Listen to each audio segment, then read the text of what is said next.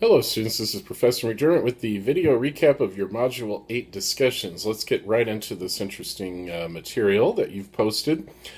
Um, Group 1, you had Truman's inaugural address, and this is really an unusual document in a way, at least compared to recent history. And Truman talks a lot about faith in his inaugural. And I asked Group 1, what is the faith that Truman is referring to here? And everybody was on the same page with this, that the faith Truman's talking about is that all men have a right to freedom of thought and expression, and furthermore, that all men are created equal because they are created in the image of God. And this is a very striking statement. What Truman is saying here is that all of our civil rights and all of our natural rights come from the idea that God created human beings in his own image, and therefore humanity is sacred and has rights that nobody can take away. And Truman really builds the entire speech on this very religious concept. And, of course, talks a great deal about the Cold War conflict with the Soviet Union in very stark terms. And Rodney Brown, you had a very good description of the difference that Truman portrays between the U.S. and the Soviet Union. The American people desire and work toward a world where all nations and all people are free to govern themselves as they see fit. Also, the right to achieve a decent and satisfying life. In contrast, the communists oppose the above theories. The regime has false philosophies that pretend to offer freedom. Many people who followed this way lost many liberties and had plenty of sorrow, poverty, and tyranny.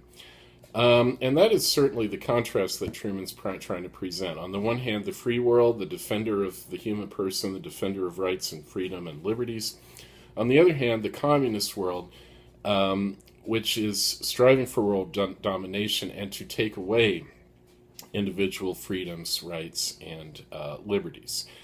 And I asked the group this emphasis on faith, if they thought this was inappropriate for a president to say something like this in a diverse society. And several people did feel strongly that it was inappropriate, and you expressed yourselves very well. But I think Shanice Anderson spoke for many others in the group when she said, I believe Truman emphasized faith so much because he wanted the people to know where they came from.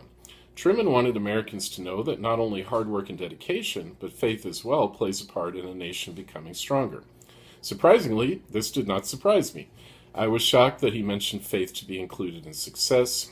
I believe this is appropriate because Americans need to know that along with hard work and dedication, faith plays a role as well. Although some may resent this, there is a secret somewhere. I do feel hard work and dedication plays a part in the success of a nation, but something other than those two work together as well. Some spiritual inspiration plays a part as well, such as faith in God. In any case, Sherry Collier, as you pointed out, Truman's emphasis on faith really made a lot of sense in the context of the Cold War, because the official philosophy of communism was atheistic, and Karl Marx believed that religion was the opiate of the masses, a drug that was keeping the people down, keeping the people from seizing power. And so really what Truman's trying to do here is portray the U.S. as the defender of faith throughout the world and reach out to religious people, appealing to them that if they're religious, they need to be on our side in the Cold War, in that battle to win hearts and minds. And that takes us into Group 2's document. Thank you, Group 1. Good job. Group 2 had National Security Council Document 68, which also draws out the contrast between the free world and the communist world in perhaps even stronger terms. And Cynthia Holcomb, you had a very nice summary of the document on this. The slave state is all about absolute power and authority over the rest of the world. They have no rights as individuals, only as their dictator sets forth for them in their country, eliminating the challenge of freedom. The values and goals of the free society are to have a free society that attempts to create and maintain an environment in which every individual has the opportunity to realize their potential and their creative powers. Our citizens are self-disciplined and self-restrained. We have great diversity and a deep tolerance for lawfulness as a free society. Our society is that of integrity and a democratic system.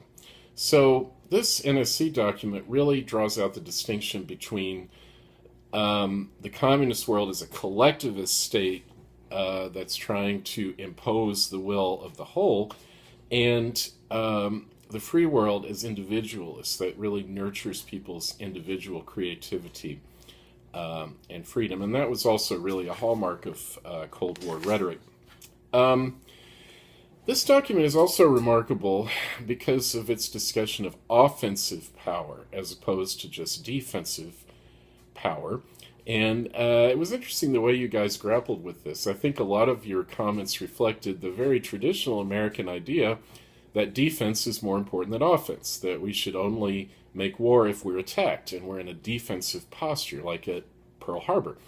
But Lakin, Davis, I think you hit on something here very important in the document. Though a defensive strategy could be successful, the need for an offensive action is there to keep the enemy out of balance. Without the offensive action, the chances for success decrease. And let's not overlook this. What the document is saying is that we might have to attack first. We might even have to use our nuclear bombs first. And that was something new for the United States. You know, we always thought ourselves as kind of the sleeping giant who would only make war if we were attacked, and then only after a long, very patient period of waiting. But this document is saying we may have to take the initiative. We may have to attack the Soviet Union first. And that just goes to show you how interventionist this period of American history was, as opposed to isolationist, and how the Cold War context really drove Americans to think in ways they never would have thought before. And what was our main strategy during the Cold War? The document brings it out nicely. And here's the strategy as described in the group's answer posted by Chair Samantha Gaston. The U.S. needed to establish friendly regimes in places affected by the Kremlin. That's the Soviet headquarters in Moscow. These regimes would cause the Kremlin to divert their resources into counteraction. This was basically a way of using their own techniques against them. And that was it. You know, again, that struggle to win people over to our side in the Cold War by giving them military support, but also by giving them stuff, microwaves and TV sets and toaster ovens and things like that, radar and other technology, to try to win them to the side of the free world in this struggle. But also on the discussion threads, I raised an issue, what they thought about this very stark rhetoric, good versus evil, us versus them, that is used during the Cold War. And I asked whether this type of rhetoric was healthy or whether it prevented real cooperation among nations. And there was some difference of opinion about this. Nishaleen Hines said, I think it was a barrier to true understanding of each country's system. The U.S. is known to want people and societies to adapt to their way of thinking and systematically breaks down any approach that is contrary to our focus or where we don't derive a benefit. But Shawana Furlow took the other point of view. Given the history of these two nations, I definitely believe the contrast between the USS and the USSR. There is always the small sliver of an opportunity that things could have been worked out differently, but I cannot see that either of these supernations would actually give that much leeway for the other, for compromise to be effective. And I think certainly that is how the approach that Shawana presented was typical of most of the Cold War, and ultimately of the Reagan administration that brought out about the end of the Cold War, in my opinion. Although I've had some good papers on Reagan that disagree with me on that and portray Reagan as a compromiser more than a confrontational president against the USSR. So I'm still thinking that over. Griffin and Thomas from Group 3, your papers have challenged me to think a little bit on that. All right. Group 3, you had Edith Stern on women. This is an article by Edith Stern, came out in 1949. And you have to remember, this is the period where workers in factories are getting all kinds of new rights, healthcare benefits, pensions, cost of living increases, all kinds of things they never had before. But Stern points out that the forgotten worker is the woman working in the household. And McLean Newsom, you had a very nice summary of the article. One way housewives are worse off than ordinary workers is because they are not able to create a schedule of hours in which they will work. They are on constant call with their family and receive no off days. Another way they are worse off than ordinary workers is that they do not make their own money. The money the housewife makes is the house they clean, the meals they prepare. housewives live off of their husband's money and care for the family at all times. And so you see, and as other people pointed out in the group, that women didn't share in those fantastic benefits that other workers were getting who were in factories and the corporate workforce during the 40s and 50s.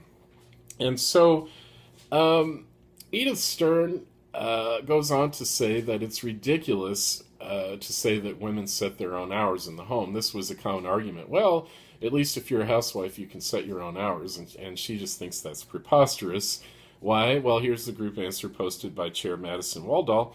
The housewife is not her own boss. Her husband and children are the boss of her.